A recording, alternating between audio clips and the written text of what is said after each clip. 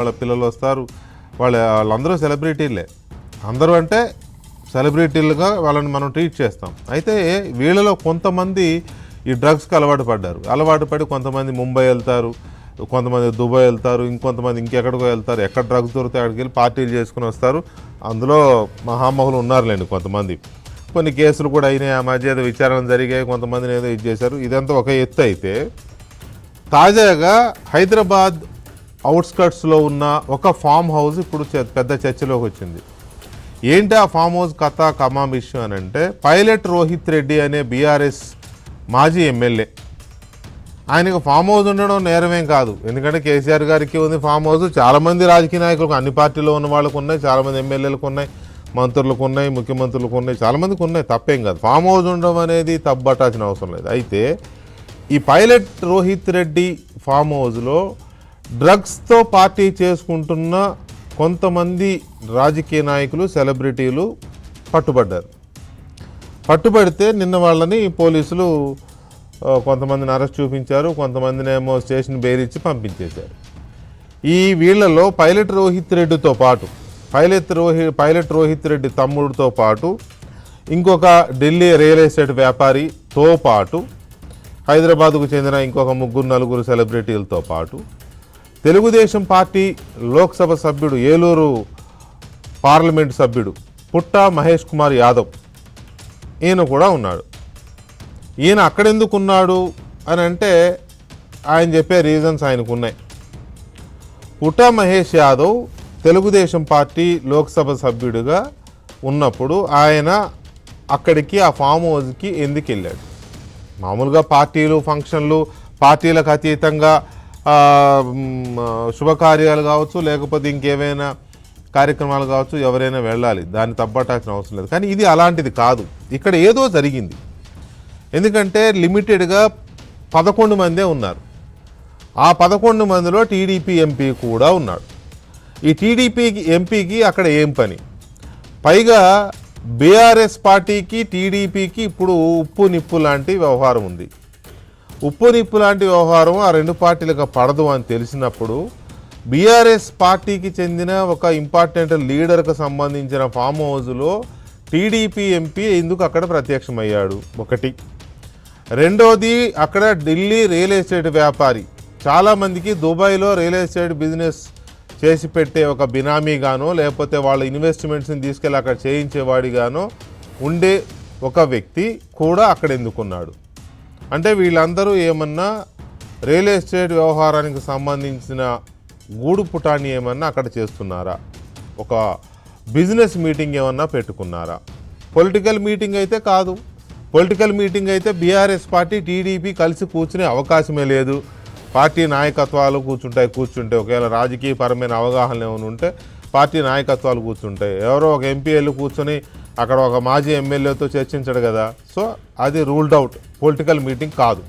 ఖచ్చితంగా ఇది ఒక బిజినెస్ మీటింగ్ అయి ఉండాలి. లేదా అక్కడ డ్రగ్స్ దొరికాయి కాబట్టి వీళ్ళందరూ డ్రగ్ అడిక్ట్స్ అన్న అయి ఉండాలి.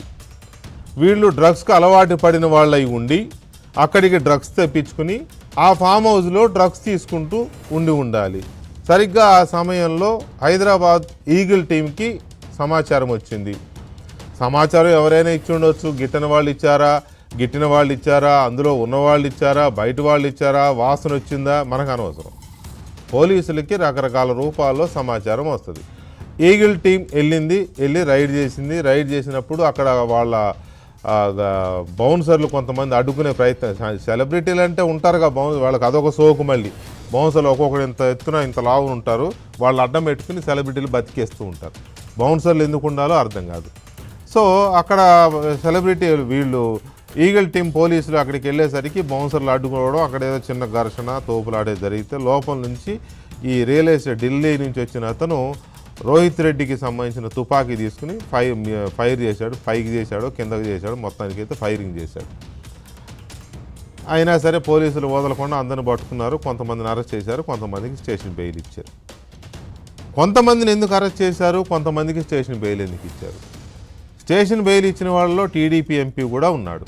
టీడీపీ ఎంపీ పుట్టా మహేష్ కుమార్ యాదవ్కి స్టేషన్ బెయిల్ ఎందుకు ఇచ్చి పంపారు పోలీసులు?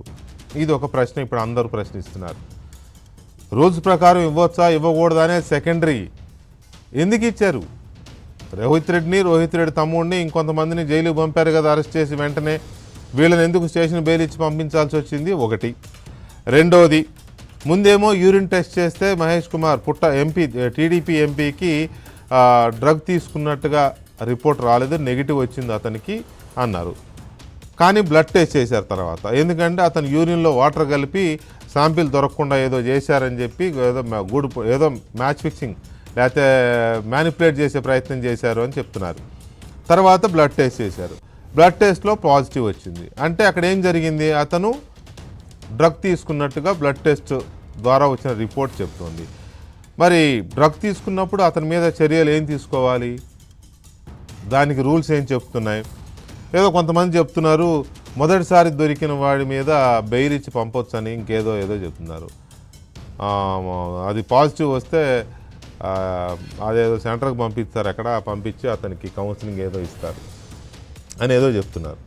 కానీ అతను టీడీపీ ఎంపీ కదా, పార్టీ టీడీపీ ఇంకో పార్టీ పక్కన పెడదాం, లోక్సభ సభ్యుడు కదా. లోక్సభ సభ్యుడు ఒకసారి తీసుకోవడం 2 సార్లు తీసుకోవడం ఏంటి? డ్రగ్ తీసుకోకూడదు అంతే మినిమం ఇంగిత జ్ఞానం ఉండదా?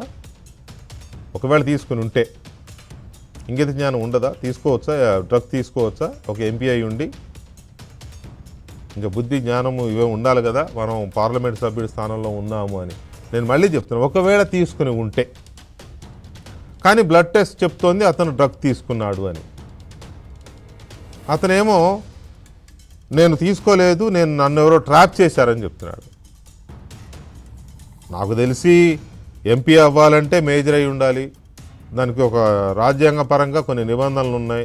నోట్లో ఏలు పెడితే కొరకలేని వాడు ఎంపీ అవ్వడు. ఎవడు పడితే వాడు ట్రాప్ చేశాడని చెప్పడానికి అలాంటి ఇఫ్లు బట్లు ఉండవు. నేరము శిక్ష. ట్రాప్ చేయడం ఏంటి? ట్రాప్ చేస్తే ఎవరు బాధ్యులు దానికి? ట్రాప్ చేసి బ్లడ్లోకి ఎవరన్నా డ్రగ్ ఎక్కించారా, లేకపోతే బలవంతంగా నోట్లో వేశారా? అదేదో పీలుస్తారనుకుంటాడు, అదేదో కొకైన్ ఏదో ఉంటుంది పౌడర్, ముక్కులో పెట్టి పీలుస్తారు కొంతమంది, సినిమాలో సరదాగా చూస్తూ ఉంటాం. మరి అదేమైనా పీల్పించారా? మనకు అనవసరం అయ్యింది. అతని బ్లడ్ టెస్ట్లో డ్రగ్ తీసుకున్నట్టుగా తేలింది. ఇప్పుడు ఏంటి? ఒకటి, పార్టీ పరంగా చర్య ఏంటి? పార్టీ ఇమ్మీడియట్గా అతని మీద చర్య తీసుకుని ఉండాలి. ఇంక ఇందులో మళ్ళీ వివరణ ఏంటి? వెంటనే సస్పెండ్ చేసి కదా, తర్వాత కదా చర్యలు ఎంక్వైరీలు.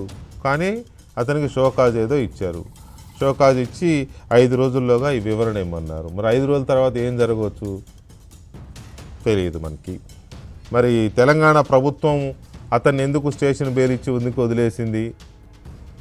బీఆర్ఎస్కు చెందిన పైలట్ రోహిత్ రెడ్డిని మాత్రమే, అతని తమ్ముడిని మాత్రమే ఎందుకు అరెస్ట్ చేసింది? టీడీపీకి చెందిన ఎంపీని ఎందుకు వదిలేసింది బెయిల్ ఇచ్చి? ఇది ఒక ప్రశ్న. చాలామంది ప్రశ్నిస్తున్నారు, సోషల్ మీడియాలో హోరెత్తుతోంది ఇదంతా కూడా.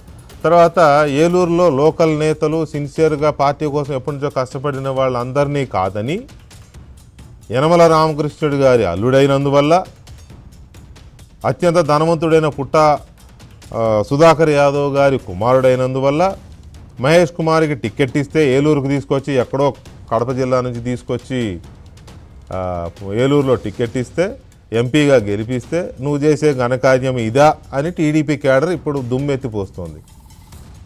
పార్టీని, మహేష్ కుమార్ని ఎలాగో దుమ్మెత్తిపోస్తోంది, పార్టీని కూడా ప్రశ్నిస్తోంది సోషల్ మీడియాలో టీడీపీ క్యాడర్. సో ఈ మొత్తం వ్యవహారాల్లో టీడీపీ నాయకత్వం కూడా ఏం చేయబోతోంది? అతనితో రాజీనామా చేయిస్తారా? 5 రోజుల్లో ఏం తేలుస్తారు? 5 రోజుల్లో అతన్ని రిపోర్ట్ ఇమ్మంటున్నారు. అతను వివరణ ఇమ్మంటే అతను ఆల్రెడీ నిన్న వీడియో రిలీజ్ చేశాడు. నాకేం పాపం తెలియదు, నేను వేరే పని మీద వెళ్ళాను, నన్ను ట్రాప్ చేశారు, అక్కడ నన్ను పిలిచిన తర్వాత ఏదో ట్రాప్ చేశారు, అక్కడ డ్రగ్స్ ఉంటాయని ఇవన్నీ నాకు తెలియదు, ఏదో పని మీద వెళ్ళాను, సంథింగ్ ఏదో చెప్తున్నాడు ఆయన. కానీ రిపోర్ట్స్ ఏమో మరి అతనికి వ్యతిరేకంగా ఉన్నాయి. టెస్ట్ రిపోర్ట్ల ల్యాబ్ రిపోర్ట్స్ అన్నీ అతను డ్రగ్ తీసుకున్నట్టుగా చెప్తున్నప్పుడు మరి పార్టీ 5 రోజుల దాకా వేచి ఉండాల్సిన అవసరం ఉందా? లేదు, అతను 5 రోజుల తర్వాత నేను డ్రగ్ తీసుకున్నాడని సమాధానం ఇస్తాడా? నేనైతే అలా అనుకోవడం లేదు. తీసుకోలేదనే ఇస్తాడు, నేను డ్రగ్ తీసుకోలేదు, నన్ను ట్రాప్ చేశారనే చెప్తాడు. మరి అప్పుడు అతని వివరణ బేస్ చేసుకుని పార్టీ వదిలేస్తుందా, లేకపోతే అతని మీద కఠినమైన చర్యలు తీసుకుంటుందా? బాధ్యత గల పార్లమెంట్ సభ్యుడై ఉండి అతను ఇలాంటి పని చేయవచ్చా? పైగా తెలుగుదేశం పార్టీకి అత్యంత బద్ధ శత్రుత్వం ఉన్న బీఆర్ఎస్ పార్టీతో ఎందుకు కూర్చున్నాడు ఆయన? బంధుత్వాలు ఉంటే కొంతమందితో బీఆర్ఎస్ నేతలతో ఏమైనా బంధుత్వాలు ఉంటే అవి రాజకీయ పరంగా ఇట్లాంటి ఇబ్బందులు సృష్టించే విధంగా ఉండకూడదు. తర్వాత ఎవరితో బంధుత్వం ఉందో వాళ్ళ ఇంటికి వెళ్ళు, అంతేగాని బంధుత్వం లేని సంబంధం లేని ఒక వ్యక్తి ఫామ్ హౌస్కి వెళ్ళి అక్కడ ఇలాంటి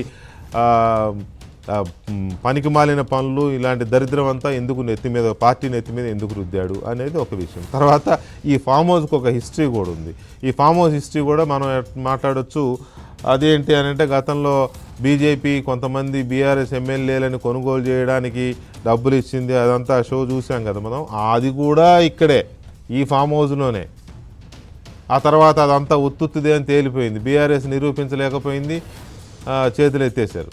సో ఈ ఫామ్ హౌస్లోనే బీఆర్ఎస్ పార్టీ డెన్గా చేసుకున్నదా ఏంటి? అసలు బీఆర్ఎస్ పార్టీ నేతలు కానీ బీఆర్ఎస్ వాళ్ళు కానీ ఎందుకు ఇక్కడే డ్రామాలన్నీ నడిపిస్తున్నారు? చాలా చర్చ ఇదంతా నడుస్తుంది. చిన్న బ్రేక్ తర్వాత పూర్తి వివరాలతో డిస్కస్ చేద్దాం.